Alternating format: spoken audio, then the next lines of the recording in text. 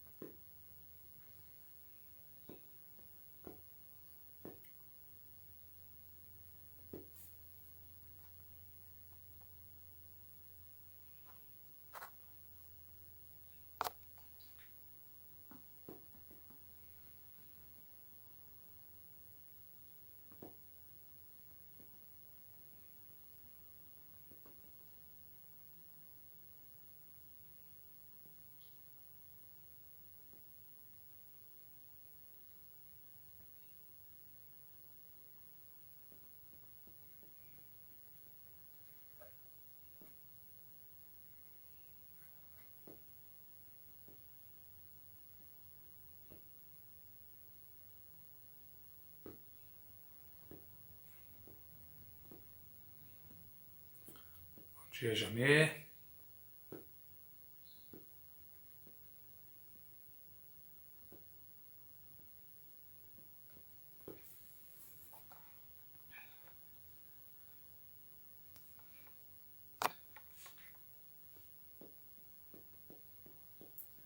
Jamê já entrou. Já já vamos iniciar a conversa com ele.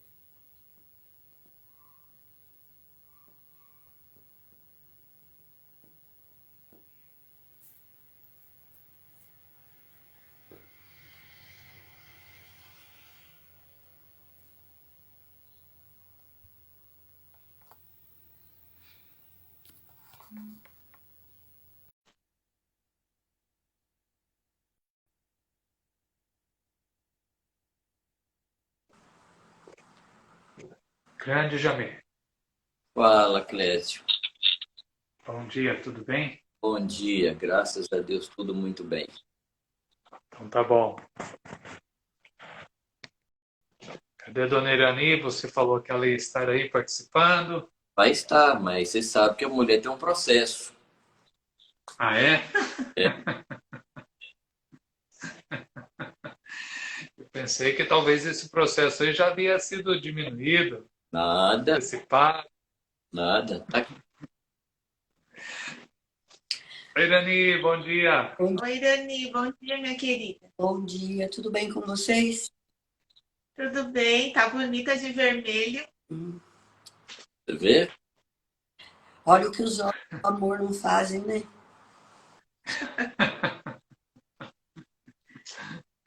Tudo bem com vocês aí? Graças a Deus, tudo bem. Um pouco frio. Então tá bom. É, né? Pouco, Hoje de manhã estava 4 graus 4? Nossa, Ai, tá frio mesmo. e aqui a cidade vizinha aqui hoje deu -3. Então deve estar puxa, chegando. que cidade é essa, Jamê? Capitão General Carneiro. Hum, -3, tô fora. Isso aí para goiano não serve, não. mas casa, sem poder sair, tudo quentinho, uma delícia. É, Roupinha quente, né? É um chazinho quente. Hoje eu tive uma reunião, era 15, 6h30. Então, é. puro e frio. Mas Olha, graças a Deus. presencial ou online? Presencial. Não, tava frio então. Tava. Mas muito boa. Muito bom. Ô, Jamir, Primeiro eu quero agradecer de ter aceito o nosso convite para essa conversa, para esse bate-papo. Vocês, para nós, são referência em muitas coisas, e uma delas é, claro, aí a seriedade que vocês levam família, sabem dessa importância para o reino de Deus. E você não é referência só para nós, né? Você é referência em toda a nossa nação e fora da nação. Então é um privilégio de conversar com vocês sobre esse assunto que, para mim, é a menina dos olhos de Deus, essa preciosidade que é a família, né? Então eu queria que você pudesse colocar aí a introdução do assunto, o seu pano de fundo, você, Irani, sobre a importância do assunto família e criação de filhos no contexto cristão, né? No contexto para o reino de Deus. Bom, o assunto é vasto, profundo, mas eu diria que a família existe para glorificar a Deus. Esse é o objetivo da família. E como diz Irani, muitas vezes, ter filhos que não sejam para agradar a Deus, para servir a Deus, não vale a pena ter filhos. Correto? Uhum. E uma coisa que eu digo, que das tarefas humanas não existe uma mais difícil do que cuidar de filhos, gerar e cuidar dos filhos. Uhum. Quem sabe, como você disse que é a menina dos olhos de Deus, a gente sabe que o Espírito Santo, ele nos ajuda, correto? Ele nos capacita, e não capacita assim de uma vez por todas, né? Ele vai nos capacitando assim dia após dia, correto? E um texto que eu acho muito importante é um texto que Pedro fala que Noé construiu a arca para a salvação de sua família. E não somente da família. Aquela arca salva a humanidade. Correto? Como eu disse no videozinho que a gente mandou ontem, todo grande empreendimento de Deus começa na família. É a partir da família. Então, isso é o que eu penso a respeito da família. Entendeu? É um pouco. O Jamês falou sobre a dificuldade que a gente encontra para criar os filhos no caminho do Senhor. Realmente o caminho é estreito, é apertado, mas na mesma proporção da dificuldade e de tudo que se levanta contra, né, a esse propósito de Deus para a família, a graça de Deus vem de maneira abundante. Deus nos dá graça, nos dá sabedoria, nos dá direção diante de cada situação, diante de cada problema. E Ele é muito mais interessado que nós, né, em salvar os nossos filhos. E Ele vai nos dando graça e a vontade dEle vai sendo feita. Então, ao mesmo tempo que família é algo que dá muito trabalho, muita preocupação, também dá muita alegria, muito prazer. É maravilhoso você olhar para os seus filhos e ver que todos eles estão no caminho do Senhor. É maravilhoso você olhar para os seus filhos e ver que os seus filhos são apaixonados por Jesus. E essa paixão não é uma paixão escondida, velada, mas é uma paixão que eles transmitem, né? Por onde eles passam, por onde eles vão. Então, eu dou graças a Deus pela família, dou graças a Deus pela bondade de Deus, pela misericórdia de Deus, que traça um plano para nós, mas não nos deixa só nem um segundo até que esse plano se cumpra, né? E é isso que a gente vê vendo na vida da família. Muito bom. Ouvindo vocês falarem aí sobre essa preciosidade que é de ter a família, eu escutei uma pregação que eu não me esqueço, que o pregador ele começa com uma pergunta: qual foi o servo mais extraordinário das histórias bíblicas. E aí nós temos vários nomes fortes, né? Mas ninguém lembra de José o carpinteiro e Maria, porque eles ganharam a responsabilidade de criar um filho para Deus. Uhum. E aí a ideia, né, que eu também gosto muito de falar isso, é que a nossa responsabilidade é a mesma, de criarmos filhos para Deus. A diferença é, claro, né, nosso filho não será o Messias, Jesus já é o único Messias, mas também devemos ter essa responsabilidade de criar filhos para ele, né? Né, Rose? Com certeza. Eu gostei muito do que o Jamir falou sobre que o Espírito Santo vai nos capacitando a cada dia, porque às vezes quando nós nos tornamos pais, nós achamos que vai vir toda a carga, né, do que fazer, como fazer, mas é a cada dia, a cada dificuldade, a cada obstáculo, o Espírito Santo vai nos capacitando. Então, tem uma porção diária para cada dia. Amém. Eu gosto, parece que é o maná, né? Cada dia você tem que buscar do Senhor para mais essa etapa, para mais esse obstáculo. E realmente o Senhor nos ajuda e nos capacita a criar filhos para Ele, né? Ele é o maior interessado e nos deu essa responsabilidade. Nós devemos estar bem focados e engajados, porque não é uma tarefa fácil mesmo, mas Ele nos capacita e podemos descansar que Ele está nos capacitando. Amém. Isso Exatamente.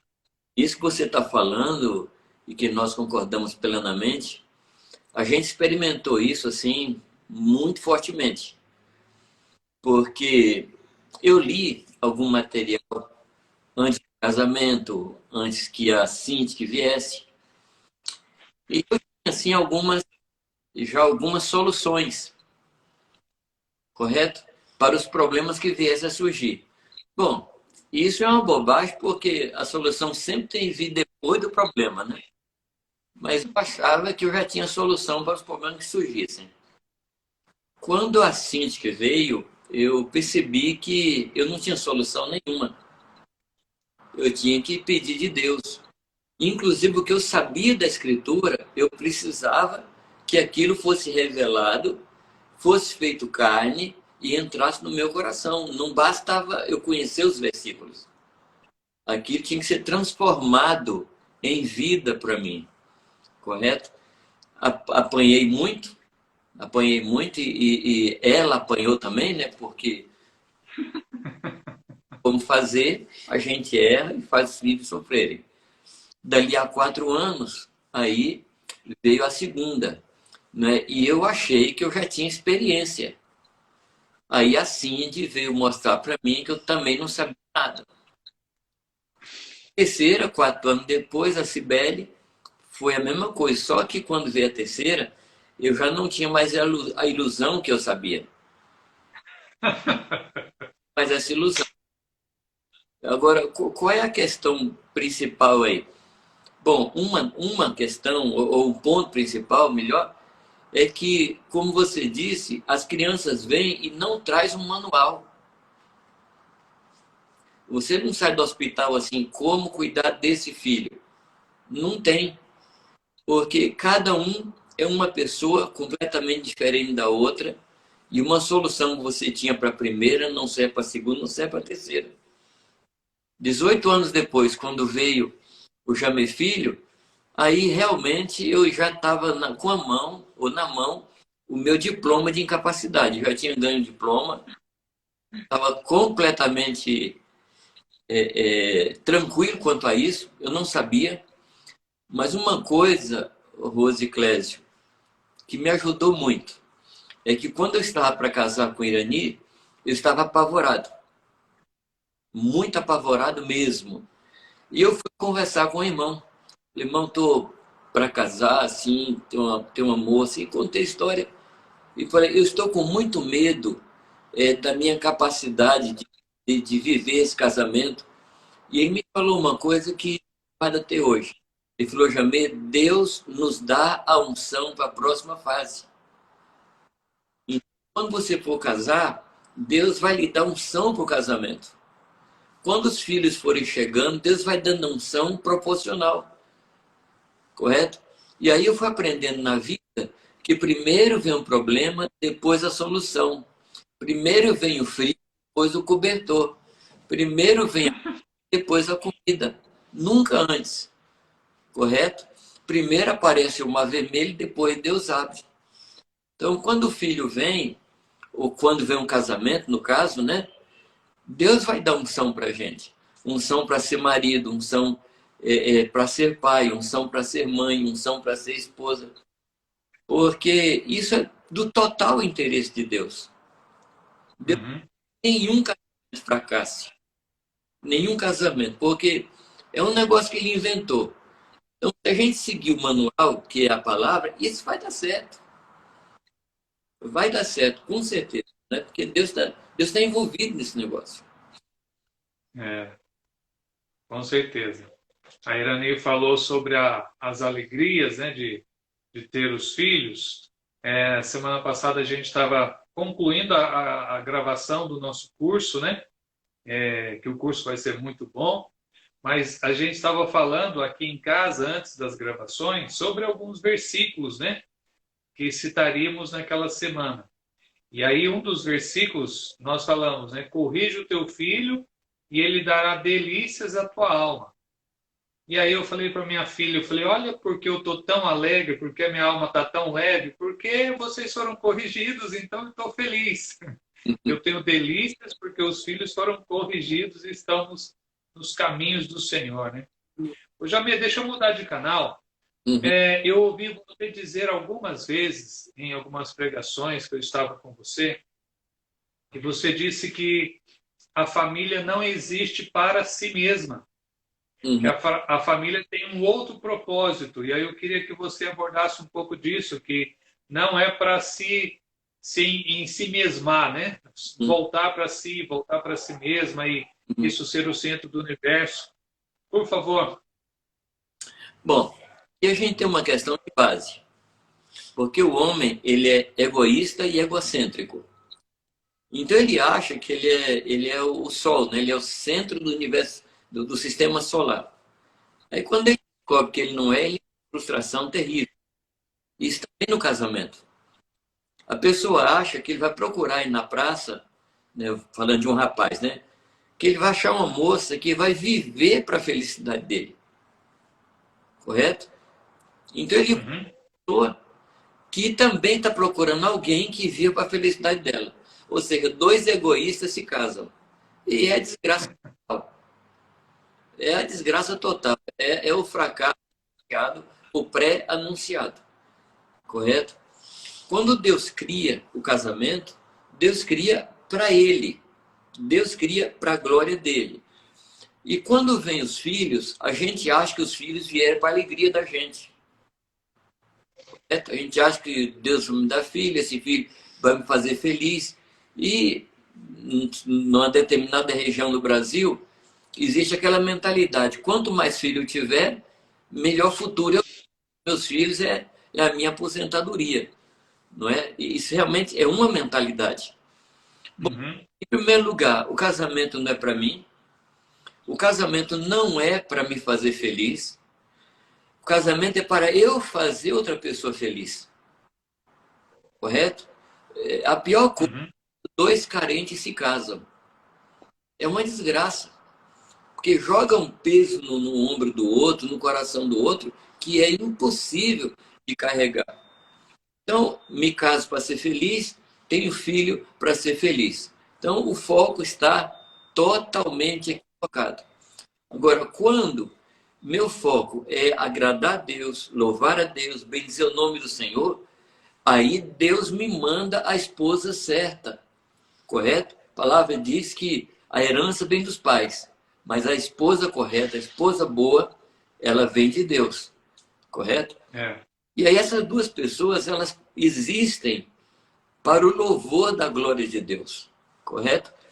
Agora, aqui tem um ponto que a gente precisa comentar, é que quando a gente fala isso, sem uma compreensão do caráter de Deus, a gente pensa num Deus caprichoso, num Deus que também é egoísta. Correto? Aí fica um Deus caprichoso, que quer que a gente seja um escravo dele, que só sirva a ele. Mas o fato é que Deus criou para nós um caminho Deus colocou regras que os beneficiários disso aí vamos ser nós. Porque se eu Uhum. praticar o bem, Deus não fica maior. Se eu praticar o mal, Deus não fica menor. Mas Deus criou um caminho onde eu vou receber toda a graça, toda a felicidade, toda a alegria. Então sou eu quem vai ser, sou eu quem vai ter lucro nesse caminho. Então é a mesma coisa de um pai e de uma mãe que chega para o filho e fala: não, filho, você não pode brincar com isso. Quando o filho quer brincar com álcool e fósforo.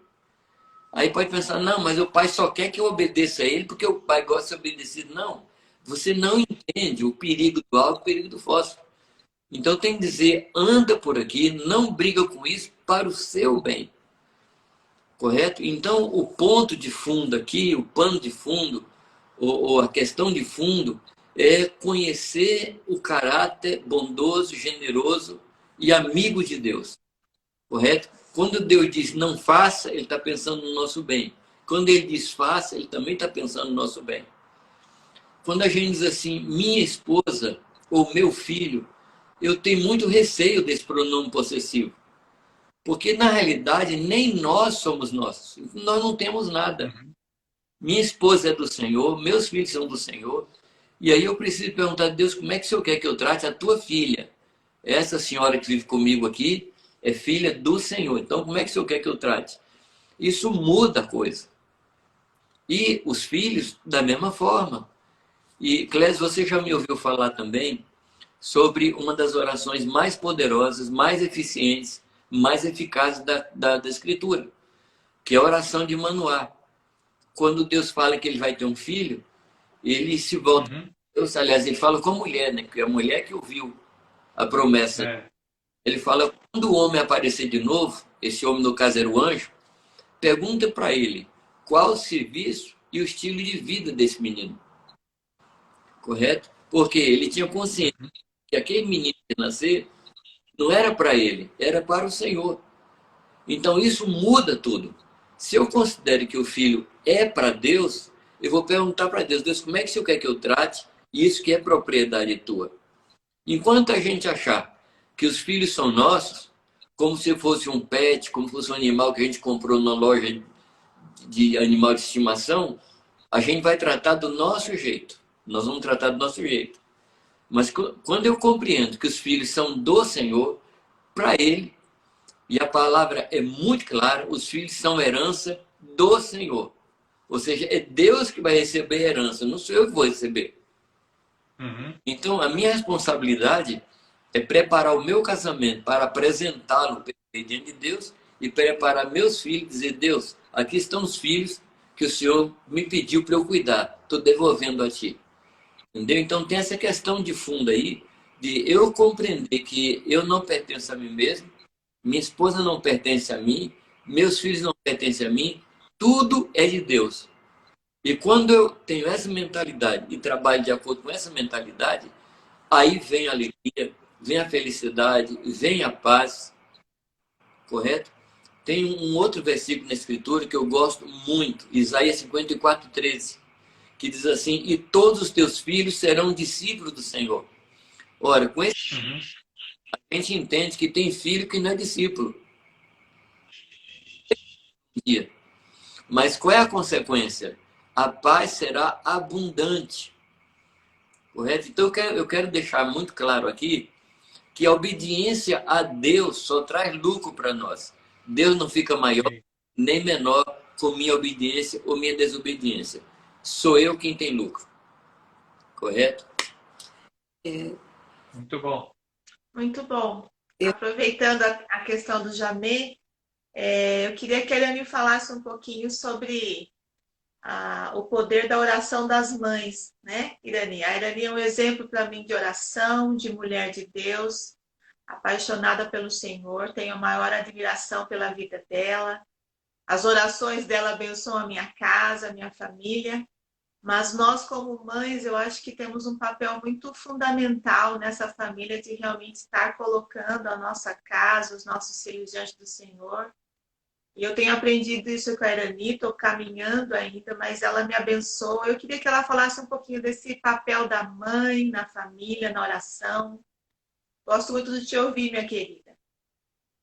Mas, enquanto o Jabê falava, eu pensava aqui comigo, como nós, mulheres, precisamos ter uma revelação disso. Porque às vezes a gente tem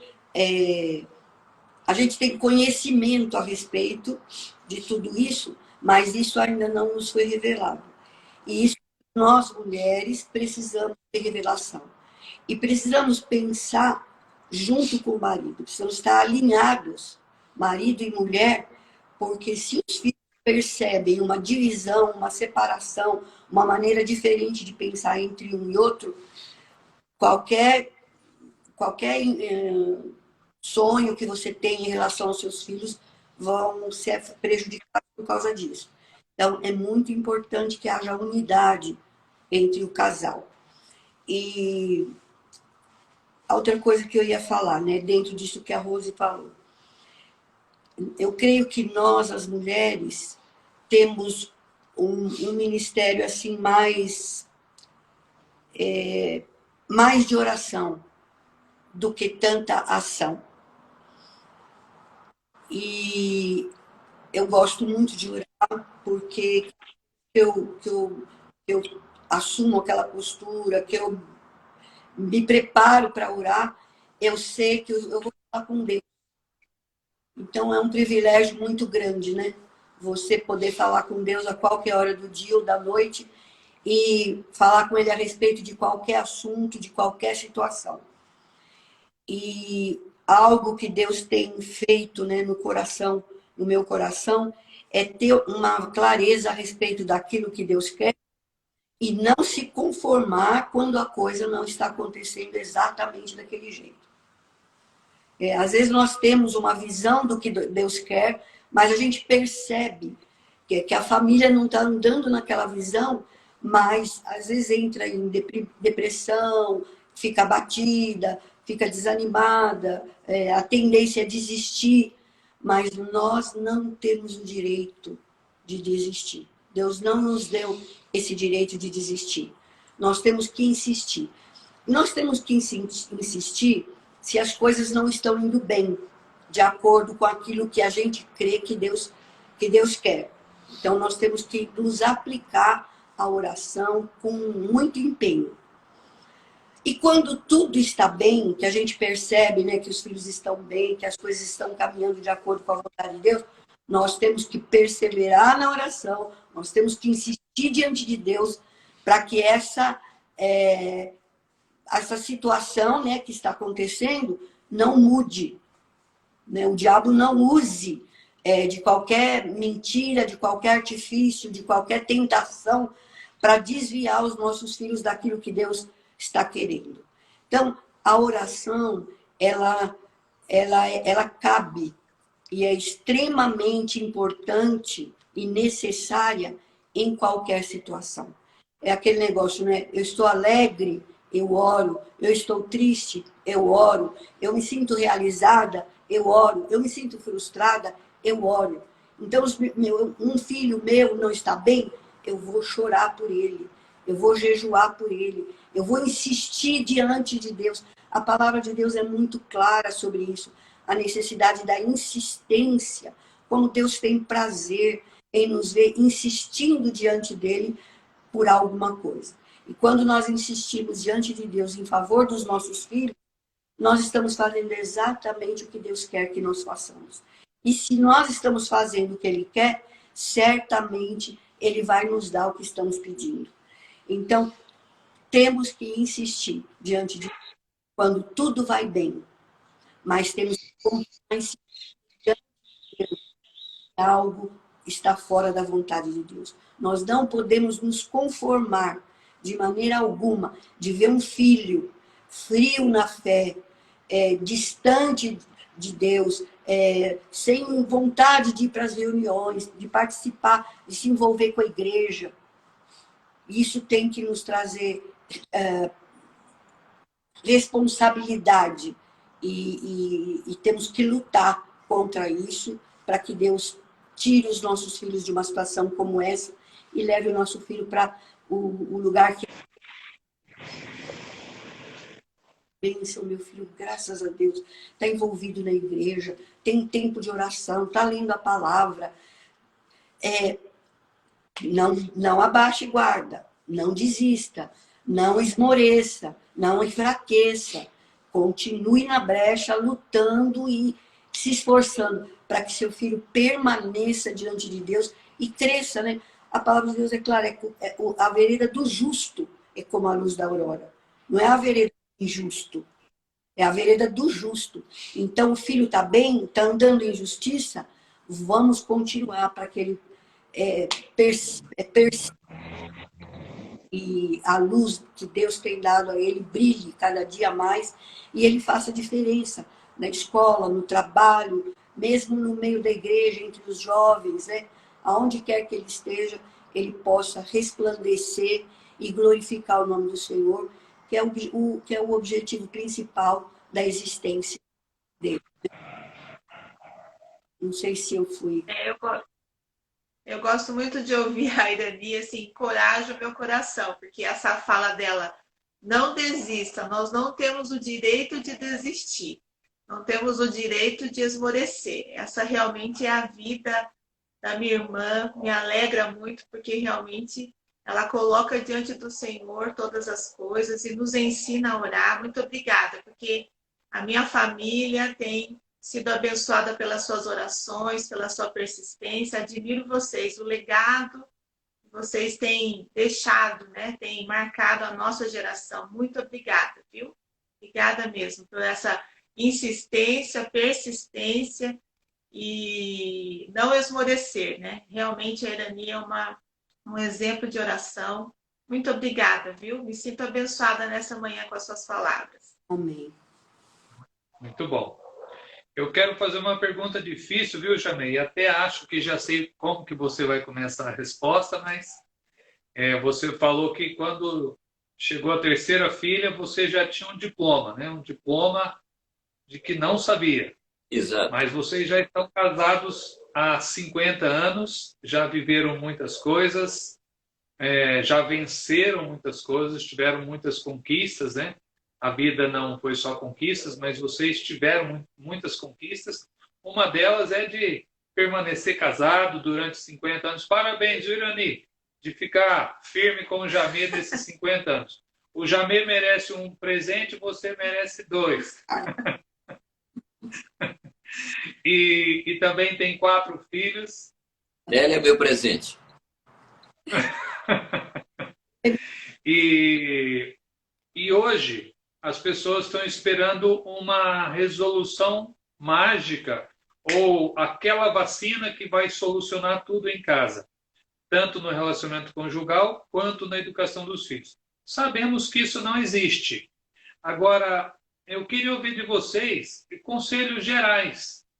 De forma geral, agora depois de 50 anos de casado e com os 4 filhos empenhados no reino, quais são princípios que vocês podem passar, que estão na Bíblia, ou que vocês aprenderam, para passar orientação para os pais? 4 filhos e 7 netos, né? Exato. Os netos mais lindos. Puxa vida. É verdade. Bem, eu creio que a consciência de que o casamento não foi para nós, isso para mim foi fundamental, porque isso aí determinou alguns comportamentos meus, correto? O casamento não foi para mim. Quando a gente começou a gostar um do outro, quando eu comecei a gostar dela, eu não queria casar, porque eu queria me dedicar ao ministério e tal. Então, quando eu percebi que eu tinha algo por ela, inclusive eu repreendi, lutei contra. Era uma coisa da carne, do demônio mesmo, e lutei. Quando eu obtive a segurança que era do Senhor, então, para mim foi que Deus estava me dando uma esposa para a gente, para eu poder servir ao Senhor melhor. Correto? Então, essa consciência daquele momento lá, para mim, foi determinante. Porque eu não olho para o casamento como algo que é de minha propriedade. Uma casa que eu adquiri, uma fazenda que eu adquiri, um carro que eu adquiri. Não. Eu não adquiri isso. Foi Deus que deu para ele. Isso aí para mim foi fundamental. Da mesma forma, os filhos. Eles estão conosco, mas não são nossos nem para nós. Correto? Então, essas duas coisas para mim, elas foram fundamentais na minha vida, na minha maneira de pensar o casamento. E tem uma outra coisa também, que depois de não sei de quanto tempo de casado, eu tomei duas decisões. A primeira, nunca levantar a voz para Irani e nunca discutir. Entendeu? Nunca levantar a voz e nunca discutir. Clés me conhece de presbitério e sabe como eu sou argumentador. E assim, moléstia à parte, mas eu tenho muitos bons argumentos. Mas não são do Senhor. Então eu raciocino muito, eu argumento muito, mas eu tomei a decisão de não argumentar. Não argumentar assim, no âmbito da casa, não argumentar no âmbito de presbitério, correto? Acontece alguma coisa, ela tem outra opinião, eu dou a minha opinião e cesso ali, correto? Porque a coisa mais amarga que existe é você ganhar uma discussão. Não tem nada mais que dê mais um sentimento de derrota do que você vencer uma pessoa que você ama. É um negócio estranho, né? Eu venci, mas perdi. Que o militarismo chama vitória de pirro. Pirro é um Isso.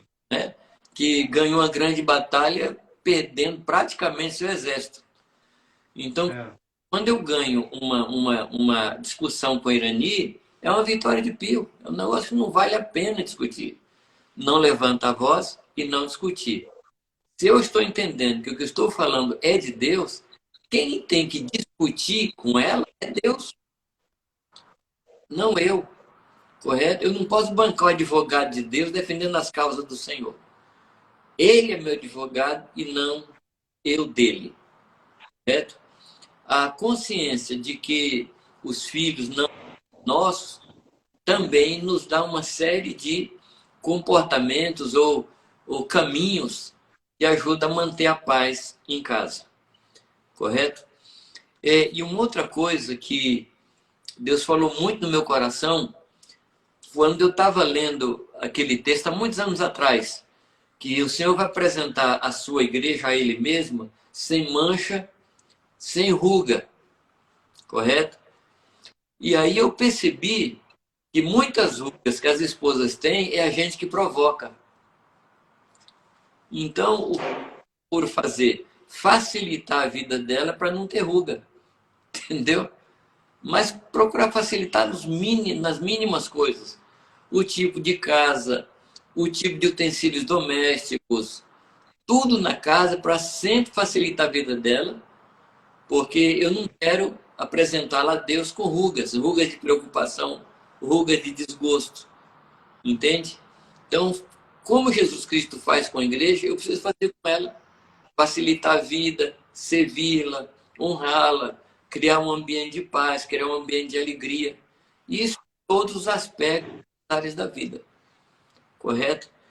E eu acho, Clésio, que quando a gente não tem no coração esse desejo de vencer numa luta, eu acho que isso torna a vida mais fácil. E eu tenho... Mais leve. Mais leve. Eu tenho assim, uma profunda gratidão a Deus pela vida da minha esposa. Isso que a Rose falou, da oração dela, isso é fantástico. Entendeu? Coisas que eu estava passando, o Irani orou por mim e a coisa passou, né? Deus ouviu a oração. Então, realmente é um presente de Deus. Eu não sei quanto tempo nós temos ainda pela frente, mas eu quero manter esse padrão, entendeu? De olhar para ela, vê-la como um presente do Senhor, uma joia de Deus que é para Ele, entendeu? Um dia eu vou chegar diante do Senhor e vou apresentá-la a Deus. Deus está aqui, a mulher que o senhor me deu, estou devolvendo melhor do que eu recebi. Correto? Verdade. E uma terceira coisa, que também faz anos atrás, eu estava lendo Salmo 23 e eu falei, Deus, eu quero isso aqui para mim e para a Irani. Aí eu cheguei para ela e falei assim, Irani, o meu alvo é você chegar para mim e falar assim, Jamê é meu pastor e nada me falta. Aí na hora foi um choque para ela, que ela falou, não, peraí, Deus é meu pastor. E eu não discuti, eu falei, um dia você vai me compreender. Porque quando Davi fala isso, ele estava falando do que as ovelhas são dele. Então ele toma aquele convívio que ele tinha com as ovelhas e começa a comparar e descobre que Deus é o seu pastor. Então eu quero pastorear Irani de tal forma que ela não sinta falta de nada. Quando a gente se casou, Rose, a gente não tinha, como diz os antigos, não tinha onde cair morto. Entendeu? Assim, era um negócio. A gente morava na casa do meu sogro, de favor, e um dia, eu voltando de uma viagem, encontrei ela ajoelhada na beira da cama, orando, e eu sabia que o que estava faltando para ela era a casinha dela, o lugar dela, e naquele dia eu fiz uma promessa para ele. Eu vou lhe dar mais e melhor do que você teve até hoje na casa do seu pai. E o interessante, Clésio, é que eu não tinha nada em que pudesse me basear para fazer essa promessa. Eu não tinha nem jogado na loteria com esperança de ganhar. Entendeu? Não tinha nada, não tinha nada. E isso tem sido assim o meu alvo até hoje. Entendeu?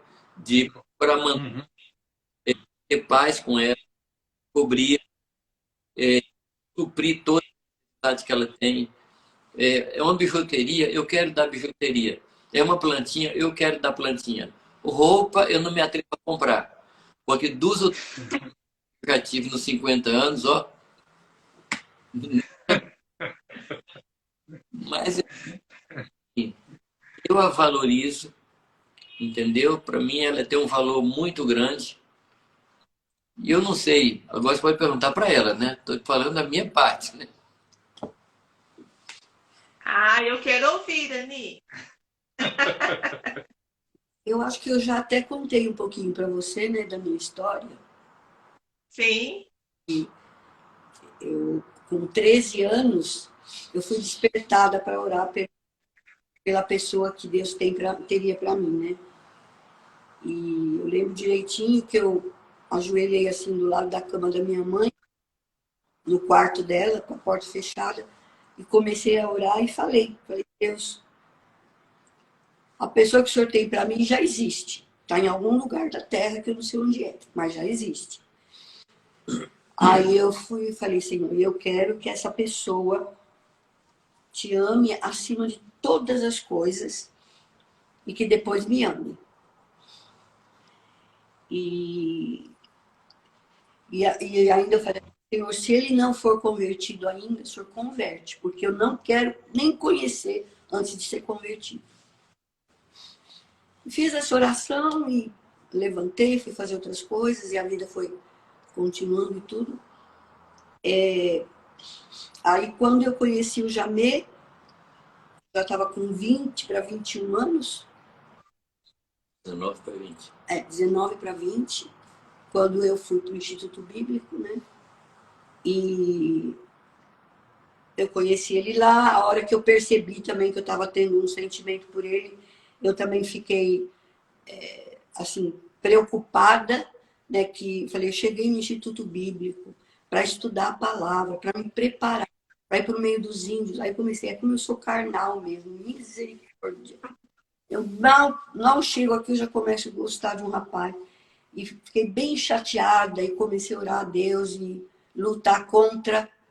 Mas aí aconteceu a mesma coisa com ele, no fim, Deus mostrou e a gente começou a orar a respeito e chegamos aonde chegamos. Então, Deus sempre foi muito zeloso para com a minha vida, muito. Eu tenho experiências com Deus desde a minha infância. Porque meus pais eram da igreja presbiteriana, nós fomos criados, né, na escolinha dominical, ouvindo a palavra de Deus. Então, eu tenho experiências assim com Deus desde a minha infância. E Deus foi guardando a minha vida, me protegendo e me separando realmente para o serviço dele. E aí eu encontro o Jamê com essa mesma sede, esse mesmo desejo de servir. Então, a gente chegou à conclusão que era de Deus, né? Meu pai, a princípio, relutou porque tinha sonhos para mim, né? Aí chegou um pesadelo. Ele tinha sonhos, claro que não fora da igreja, mas com alguém dentro da igreja que pudesse me oferecer alguma coisa visível, né? Não alguém que viesse e fizesse uma proposta e não tivesse nada para mostrar. Mas ele também temia Deus. Meu pai temia Deus. Então, ele, por temor a Deus, de estar lutando contra alguma coisa que Deus não queria, ele abriu mão e nos abençoou também. Acabou aceitando o Jamê, não só aceitou por submissão a Deus, mas o Jamê conseguiu conquistar, né, o coração dele, o carinho dele. Ele era muito carinhoso e tinha assim, muito orgulho, Muito bom. né, de ver o Jamê e o envolvimento do Jamê na obra de Deus. Então, as coisas para a gente não foram difíceis. As dificuldades que nós tivemos foram dificuldades que nós conseguimos lidar com elas, né? E outra coisa, a gente não foi muito pego de surpresa. A gente tinha uma noção de que nós íamos passar apertos financeiros, que nós íamos passar dificuldades, que a nossa vida não seria uma vida farta em muitas áreas, mas que Deus estaria conosco em todas as situações e que, mesmo em meio à escassez, mesmo em meio às dificuldades, nós veríamos, né, a misericórdia e a mão de Deus na nossa vida. E foi assim. Amém. Deus foi nos dando graça diante de cada situação que surgia, e a gente chegou a não ter o que comer, né? Chegou um dia que a gente olhou nas coisas e falou, ali agora, não tem o que comer. E Deus providenciar de maneira milagrosa aquilo que a gente ia comer naquele dia, né? Então, em todas as coisas, a gente percebeu a graça e a misericórdia de Deus nas nossas vidas, na vida dos nossos filhos, nós temos percebido isso também. Mas eu continuo falando, e é o nosso relacionamento com Deus, é o nosso apego ao Senhor, é a nossa vida de oração que nos encaminha, né? E nos conduz em tudo aquilo que Deus tem para nós. Amém. Amém. Amém. Amém. Que bom ouvir vocês. Ô, Jamê, antes da gente encerrar, ontem você me mandou um vídeo falando que as grandes intervenções de Deus na história foram através de famílias. Uhum. Eu queria que você falasse um pouquinho sobre isso, por favor. Antes de tocar nesse ponto, só queria contar uma pequena história que está em algum dos meus livros aí, não sei qual, mas nós tivemos uma experiência pastoreando uma congregação que tinha um grupo grande de jovens. E eles tinham muitos problemas. Eu tentei várias soluções e nenhuma delas resultou em algo prático. E aí eu tive um sonho, que eu me via no meio de um laranjal e eu sabia no sonho que aquelas laranjas eram azedas. E eu estava com uma seringa de açúcar para injetar em cada laranja, para adoçá-las. Acordei no meio dessa loucura. E eu comecei a orar, perguntando a Deus o que era aquilo. E Deus me falou claramente que eu estava procurando mudar o fruto sem mudar a raiz. E aí Deus me falou que a raiz era a família e os frutos eram os filhos. Então, se eu quisesse uma mudança na vida dos filhos, eu teria que trabalhar com os pais. Nessa convocou a congregação para orar sobre isso, e nós oramos um pouco mais de um ano. Toda semana a congregação estava reunida para orar pela família, correto? E muita coisa aconteceu, muito pecado que estava oculto veio à tona, muito desarranjo nas famílias que a gente não conhecia apareceram, mas isso aí, Clésio e Rose, isso aí mudou meu ministério, deu rumo no ministério. Então eu não consigo ver uma igreja forte com famílias fracas. Eu não consigo. E você sabe que você mede a resistência de uma corrente pelo seu elo mais fraco, correto? Isso. Quando a gente pergunta assim, quão forte é a sua congregação? Você tem que pegar o casal mais débil e dizer, a minha congregação é tão forte quanto o casal mais débil. Fortalecendo esse casal, você fortalece a igreja, correto? Isso para mim foi a lição do meu ministério, foi a lição do meu serviço durante todo o tempo. Bom, quando eu entendi isso, eu comecei a olhar para a Escritura de forma diferente. A história da família, o cuidado de Deus com a família, começou a aparecer para mim. Aí eu comecei a ver como Deus cuidava da família. Aí eu vi que Deus, quando foi criar todas as coisas, ele criou um homem sozinho, correto? Mas logo de cara, ele falou, não é bom que o homem esteja só. Isso aí foi uma profecia, vamos dizer, de Deus. Também foi um decreto, correto? Mas o texto diz que não se achava uma ajudadora. E esse não se achava não significa que Deus estava procurando. Alguém estava procurando, que não era Deus. Deus sabia onde a mulher estava. Estava dentro de Adão. Foi de lá que Deus tirou a mulher. Claro, Adão olhava externamente. Se ele conseguisse olhar para dentro, ele acharia a pessoa que estava dentro dele. Estou aqui já filosofando, né? Mas a mulher estava dentro dele e Deus tirou. Daí começou toda uma criação. Deus pôs o jardim, depois a terra toda para o casal administrar. Quando o homem peca e chega num grau de pecaminosidade, um grau de degradação insuportável, Deus, ao invés de fazer com que a terra se tornasse de novo sem forma e vazia, ele pega um casal e pacientemente começa tudo de novo. Noé e a sua casa. Correto? Quando Deus quer levantar uma nação que fosse a nação dele, que fosse um povo que tivesse comunhão com ele, aí do meio de todo aquele povo que já existia, Deus levanta um homem, Abraão e Sara. Abraão e Sara no caso. Correto? E aí você vai ver o padrão de Deus. Na própria distribuição do seu povo, ele sempre trabalha com famílias. Sempre. Correto? Quando o povo de Deus peca, e essa história está em Jeremias 44, 45. 44, 45, na realidade, para mim, é o resumo do livro de Jeremias. Ali, o povo chegou num grau de pecado, num grau de devassidão muito grande, e por causa disso veio toda uma consequência de enfermidade, de fome, de tudo. E aí Jeremias, que durante 23 anos ele alerta o povo para voltar para o Senhor, aí as mulheres dizem, né, quando nós queimávamos incenso, a rainha dos céus, não nos faltava pão.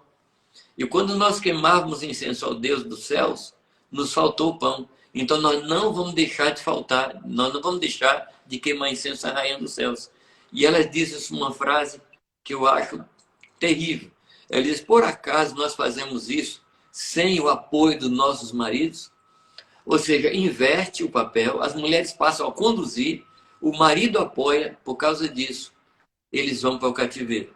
O que é que Deus faz? Deus levanta um homem, Neemias, para restaurar de novo. E qual é o padrão de Neemias? Consertar cada casa, cada família trabalhando de frente da sua casa. Então, esse é o padrão. O Antigo Testamento, como é que ele termina? O último versículo. Deus levanta o espírito de Elias, no caso de João Batista, que iria fazer com que o coração dos pais convertesse aos filhos e dos filhos aos pais, para quê? Para que Deus não ferisse a terra com maldição. Porque quebra-maldição são rituais. Eu fico assim, um pouco chocado e um pouco penalizado, porque eu vejo assim muitos irmãos fazendo assim rituais de quebra de maldição sobre a terra, quebra de maldição sobre a cidade. Mas o Senhor fala que a quebra de maldição ela acontece quando os pais se voltam para os filhos e os filhos se voltam para os pais. Esse é o caminho da quebra de maldição. Por quê? A maldição partiu da família. E é na família que a maldição tem que acabar. Então, é assim que termina o conjunto de livros chamados Velho Testamento. Quando começa o próximo conjunto de livros chamado Novo Testamento, começa com genealogia. Correto? E ali Deus está mostrando o padrão dele. Fulano é filho de fulano, fulano é filho de fulano. Aí você pode pregar sobre isso, que a minha identidade vem a partir do meu pai. Se eu não tenho uma identidade clara, se eu não tenho uma paternidade clara sobre a minha vida, eu também não tenho identidade. Correto? Aí vem Jesus Cristo, que como você falou muito bem antes, que Jesus Cristo poderia já ter vindo nos 30 anos de idade, correto? Estou falando como de possibilidade. Ele poderia já ter vindo com 30 anos, começado o ministério aos 33,5, seria crucificado. Mas Deus não foge do padrão dele. Deus manda Deus manda Jesus nascer numa casa de uma menina casada. Deus poderia evitar o vexame para José, porque José não teve nenhuma participação na concepção de Jesus Cristo. E Deus poderia... É daqui ou aí que está tocando? É aqui. Já parou. Já parou. Tá. Então, Deus poderia ter evitado esse vexame para José, né? Feito tudo que ele queria fazer com Maria, Maria pronto, correto? Mas não, Deus queria um casal para a partir dali enviar o Messias, correto? Aí Jesus Cristo vem no seio da família, ele vive como criança no meio da família, um adolescente no meio de uma família, correto? Ele era o irmão, ele aprendeu a cuidar de irmãos mais novos. Depois o pai vai embora, desaparece, Deus o leva, né? E aí ele cuida da sua família. Quando ele chega à idade de 30 anos, ele cumpriu o seu papel na família, correto? Ele assume uma nova postura. Quando Jesus olha para as multidões aflitas e exaustas, como ovelhas sem pastor, ele faz duas coisas.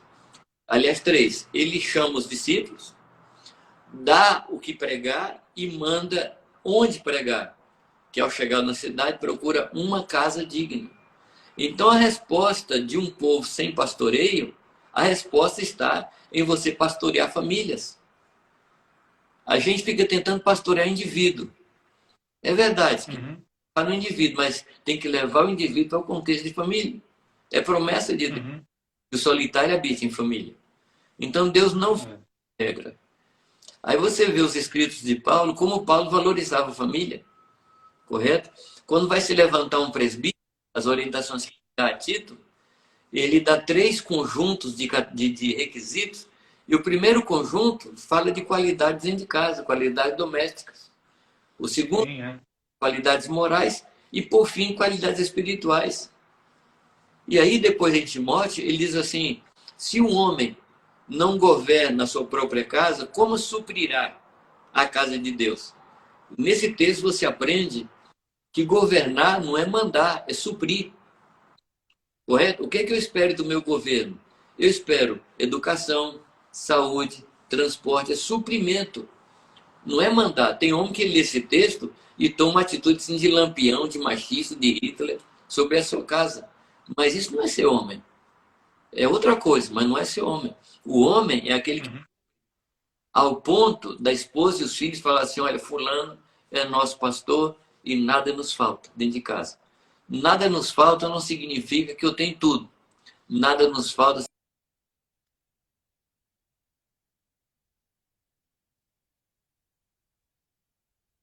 Ô, Jamir, a conexão vai cair.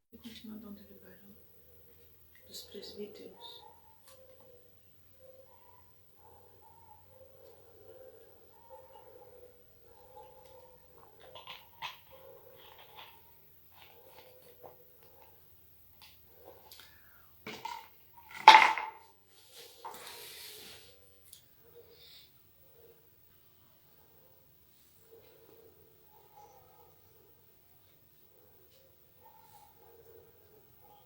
A pessoa voltou? Oh, estão voltando. O Jamir já entrou. Pessoal, nosso tempo lá encerrou, mas nós vamos concluir a live aqui, tá bom? Então, só um minuto, a gente já consegue encerrar.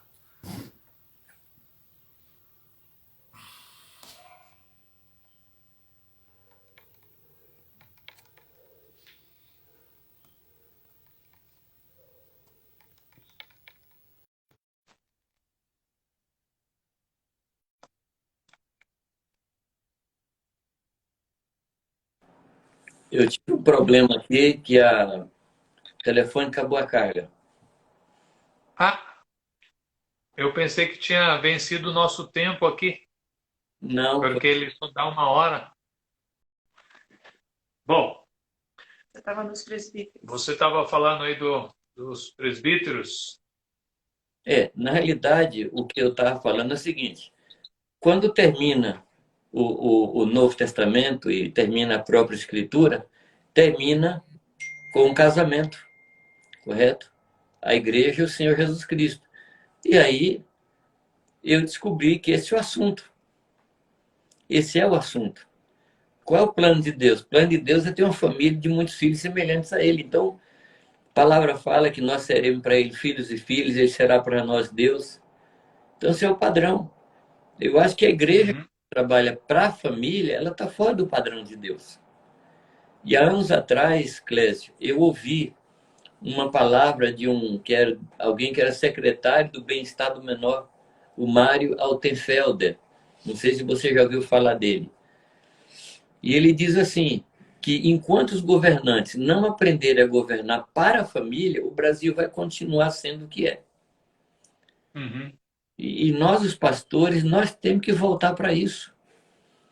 Eu fico, desculpa assim abrir meu coração, mas eu fico assim muito angustiado quando eu vejo as igrejas criando departamento de mulher, departamento de homem, departamento de filho. Não tem departamento.